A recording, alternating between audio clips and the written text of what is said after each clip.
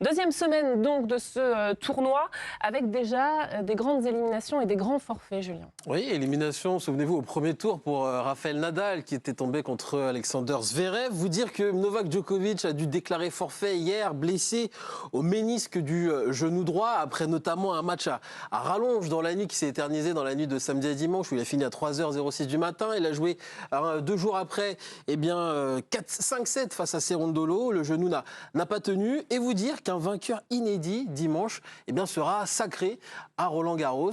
Donc on se pose pas mal de questions. Eh oui, ça en tout cas c'est une info importante évidemment. Alors le mot peut paraître fort, mais je crois qu'il était important de le poser de cette manière-là aussi, peut-être aussi parce qu'on aura des oppositions suivant comment on suit le tennis au fur et à mesure de l'année. Djoko forfait, Nadal éliminé au premier tour. A-t-on un Roland-Garros au rabais? Pierre, je commence par toi. Oui, bien sûr, avec plaisir. Non, moi je suis pas... Je pense qu'il ne faut pas être aveuglé sur le fait de se dire que deux grandes légendes du tennis sont parties sur Roland-Garros. On arrive dans les matchs qui sont super importants et on se retrouve avec quasiment pas un top 10 mondial, mais pas loin. Donc moi, je pense que les matchs qui vont compter, où on verra des choses extraordinaires, et on en a déjà vu, même avec le petit parcours des Français, malgré tout, il y a eu quelque chose qui s'est créé aussi. Yannick Sinner va passer premier à la fin de Roland-Garros, donc ça c'est un événement aussi, c'est le premier italien, et il est encore qualifié. Donc je pense je pense que c'est un constat beaucoup trop rapide pour dire que ce Roland-Garros est au rabais. Après, il y a la pluie qui forcément atténue un peu le truc, mais moi, je suis confiant sur ce qui reste sur le tableau et encore les matchs à jouer. Je pense qu'on va avoir du grand tennis encore, parce qu'il n'y a pas que des pipes là, sur le tableau restant. Et même au-delà de ce qu'on va voir, mais déjà ce qu'on a vu, on a quand même eu, tu le disais, oui. Pierre, l'épopée Moutet. Tu as des matchs quand même assez références, mais les 2 matchs de Djokovic en 5-7. Tu as des Zverev qui a joué contre Rune, qui a aussi joué contre Griekspoor, où il remonte de manche à une. Il y avait pas mal de matchs quand même assez je dirais pas épiques, mais assez intéressant. Tu as Zizou Bergs qui sort des qualifs, qui te fait un 3e tour. Il s'est passé plein de choses pendant cette première semaine. Là, tu as quand même le top du top mondial. Tu as du Yannick Sinner, tu as du Carlos Alcaraz, tu as du Casper Ruud. Ok, tu ne sais pas s'il s'est fait sortir, mais voilà, ils sont quand même Zverev qui est toujours là, même si je ne suis pas une grande fan, pour d'autres raisons. Et donc voilà, mais donc moi je trouve que ça répond un peu aux attentes, mine de rien. On va aller voir Bertrand Latour, parce que je crois que lui, il n'est pas du tout d'accord. C'est étonnant. Étonnant, ça, tiens.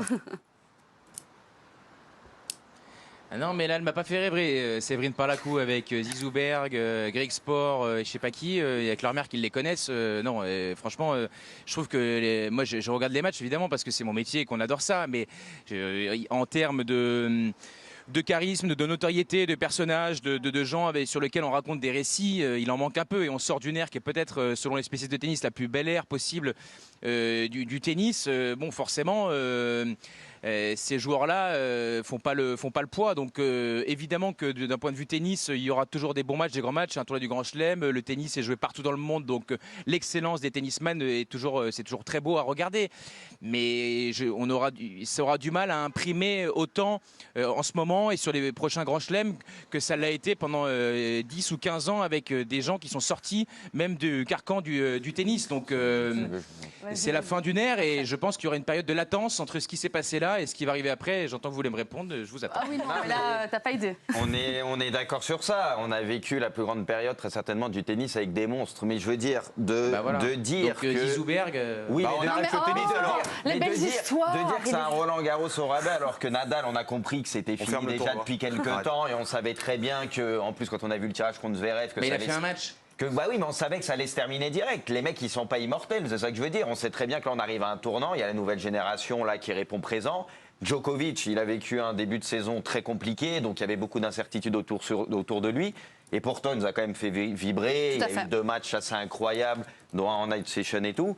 Bon, après, il y a une blessure, il nous a pas habitués à ça. Il y a un forfait, ça arrive. Lui aussi, il prend de l'âge. Donc, moi, c'est en ce sens. Bien sûr, j'aurais aimé voir Djokovic aller plus loin, etc. Moi, je suis un grand fan de Djokovic. Si, moi j'aurais aimé. Merci. Mais au moins ça change un peu. Surtout après ce qu'il a fait. Non, mais nous dire, ça fait 25 ans que c'est toujours les mêmes. Sortir comme ça, c'est un peu dommage, même s'il est un peu dans le dur ces derniers temps. Je veux dire, on est tous déçus. Tu vois, on aurait préféré qu'il sorte sur le court, sans blessure, normalement. Donc voilà, après, moi je suis content aussi de voir un peu d'autres choses. Ah oui. Voilà. Et puis, de toute façon, les mecs, ils arrivent à un âge où bien sûr, ça devient de plus en plus compliqué, quoi. Mais surtout, Bertrand, ce que tu dis, en noir et blanc. Non, mais Bertrand, ce que tu dis, c'est logique. On est en train de changer d'air, c'est tout à fait normal. Donc, on est en espèce de transition. L'année passée, je trouve qu'on est encore plus en transition que cette année. Il y a quand même des joueurs qui émergent, genre Yannick Sinner, Carlos Alcaraz, qui prennent un niveau, je trouve, qui est quand même super élevé. Surtout Yannick Sinner, qui est le meilleur joueur mondial depuis fin novembre et sa victoire à la Coupe Davis. Et donc, voilà, donc en fait, ça s'enchaîne pas mal, c'est assez impressionnant. Et tu disais, on ne sait pas si on va être marqué, mais tu ne sais pas du tout. On ne sait pas quel gagnant sera sacré dimanche. Tu ne sais pas quelle portée ça aura. On ne sait pas du tout. C'est des joueurs hyper appréciés. C'est le début de quelque chose.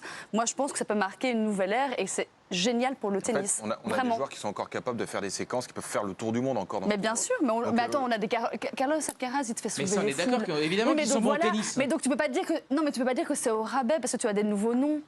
En Tu fait, vois ce on que va je pas veux dire arrêter le tournoi parce que ces fait, légendes-là mais s'arrêtent.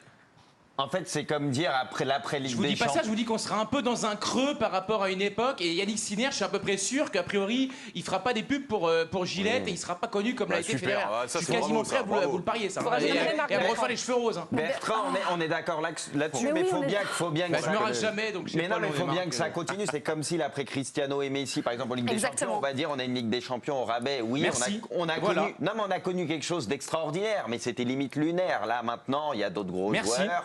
On passe à autre chose, mais là, c'était des cas particuliers d'accord qu'on avec verra Mais- peut-être mais jamais.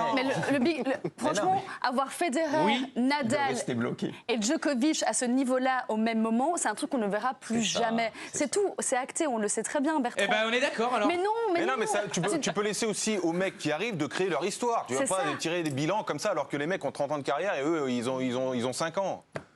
Ils vont se la créer. En fait, ça l'histoire, dépend laisse du dans le point de temps. comparaison d'où on part. Bon, Bertrand. on vient Vous êtes super d'accord, mais Roland-Garros. c'est juste que voilà, c'est C'est parce ça. qu'on vous- compare aux plus grands athlètes Voilà, de exactement. l'histoire de ce sport. ça veut pas dire Là, que c'est des Roland Garros, mecs qui c'est au sont en rabais. début Mais non, de carrière et qui j'essaie de arriveront rabibocher peut-être tout le sûrement monde, pas à ce niveau-là. On le sait tous, parce que là, c'était incroyable ce qu'on a Mathias, vu. on t'a pas encore entendu sur le En jeu. fait, on peut faire tous les débats possibles, mais c'est le storytelling et chacun l'accepte comme il veut. Voilà. Oui, on avait tous envie de voir un peu plus de Nadal, un peu plus de Djokovic, parce que ça nous rappelle tout ce qui s'est passé pendant 10 ans. Mais moi, j'ai envie de prendre le côté plutôt positif. La nouvelle histoire du tennis, elle est déjà en train de s'écrire à Roland-Garros. C'est-à-dire qu'il va y avoir un nouveau vainqueur. J'espère, j'ai des doutes parce que Yannick Sinner est blessé et qu'on va avoir une grande demi-finale face à Les Carlos deux sont blessés, Alcaraz. en plus. Voilà. Et en plus, avant ce Roland-Garros là, ce qui était très inquiétant, c'est qu'ils sont tous arrivés blessés. Ouais. Ouais. Donc on aurait vraiment pu avoir un niveau de jeu assez catastrophique. Ce n'est pas le cas. Et vraiment Ça répond s'embêter. présent, ouais. Du paratennis. Ben, c'est un peu du paratennis, on l'a vu avec Djoko. Bien Après, sûr. il y a tous les trucs qu'il a réussi sur les 2 derniers sets à retrouver Yannick Sinner. Il a été en souffrance, comme c'est pas permis hier face à Dimitrov. Voilà, il faut qu'on fasse attention aussi Pas sur les parfois, 3 parce sets, qu'on hein. a tous des envies, vrai. mais il faut savoir mettre les choses vraiment dans une autre perspective. Et moi, c'est les nouveautés que je trouve extrêmement intéressantes. Les 4 personnes qu'on voit là, dans le dernier carré, il y a quand même des chances qu'on les voit pendant 5, 6, 7, voire 8 ans, et notamment à Roland-Garros.